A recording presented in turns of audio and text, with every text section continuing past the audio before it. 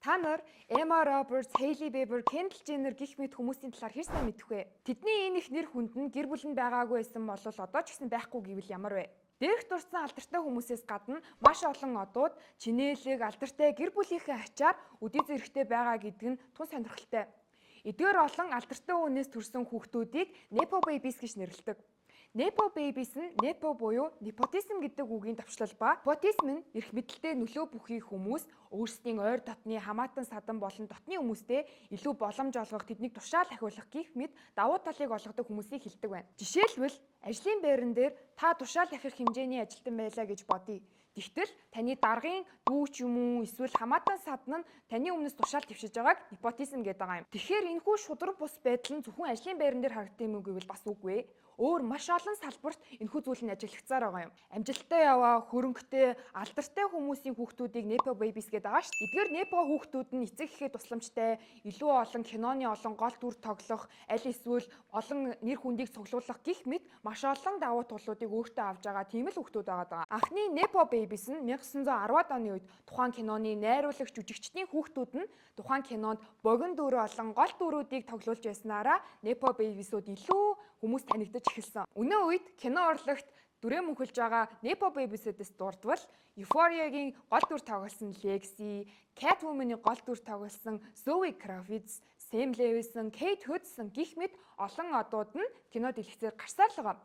Гэхдээ тэд бусад Nepo babies-ээс бодвол маш авьяаслаг, мөн дээрээс нь өөрийн авьяасаараа гарч ирсэн гэдгээрээ илүү алдартай. Сайнны хажуугаар саар гихчээр мэдээж энэхүү алдартай Nepo babies-ээс гадна хүмүүсийн олонний дургуг хүрэгдэг тиймэрхүү алдартай хүмүүс маш олон байдаг. Жишээ нь загварын ертөнцөөс дурдах юм бол Kendall Jenner хамгийн их хүмүүсийн дургуй хүрэгдэг Nepo baby юм байна л та. Kylie Jenner-ийн хүмүүсийн хамгийн их дургуй хүрэгжсэн үеүүдээс дурдах юм бол 2018 онд Low Magazine-д өөрийн өгсөн ярилцлаганда би энэ салбарт анх эхэлж байхдаа ч гэсэндээ өөрийнхөө алхах шоунуудыг би өөрөө сонгодог байсан.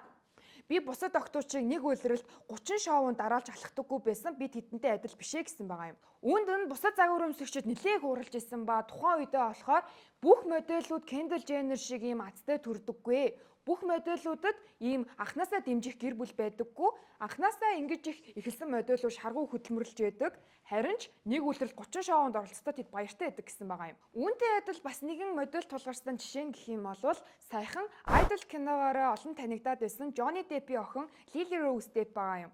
Тэрээр кино урлагт хэдий аавынхаа авьяасыг өвлөж аваад маш өөрийгөө чадварлаг гэдгийг кино урлагт баталж чадсан хэдий ч харин загварын ертөнцид энэ нэр нэлээ өөр байлаа. Lily Rose Depp нь 17 настайгаас хойш Chanel-ийн тайзан дээр алхаж байсан байгаа юм. Гэхдээ түүний өндөр нь 160 см. Chanel-ийн харин тайзан дээр алхдаг модельүүд нь хамгийн багадаа 172 см байх ёстой гэж заадаг байгаа юм. Тэгэхээр түүний анханасаа аавынх нь нөлөө болон багаасаа маш олон хүмүүсийн олон танилтай байсныхаа үндсэн дээр Chanel-ийн тайзан дээр алхдаг байсан нь энэ нь бас нэг Nepo babies-ийг харуулж байгаа жишээ байгаа юм. Nepo хүүхдүүд нь дээр дурдсаланчлан кино урлаг, загварын ертөнцөөс гадна улс төр шоу бизнес гэх мэт өөр салбаруудад маш ихээр өвөрмд дэлгэрсэн бидний эргэн тойронд хаасаагүй байж идэг. Гэхдээ тэдний энэхүү Nepo babies гэдэг томьёо нь үйлчилж чаддаггүй ганцхан салбар нь спортын салбар байдаг байна. Учир нь спортын салбар таны хаанаас ирсэн хэний хүүхэд гэдэг нь огт хамаагүй байдаг.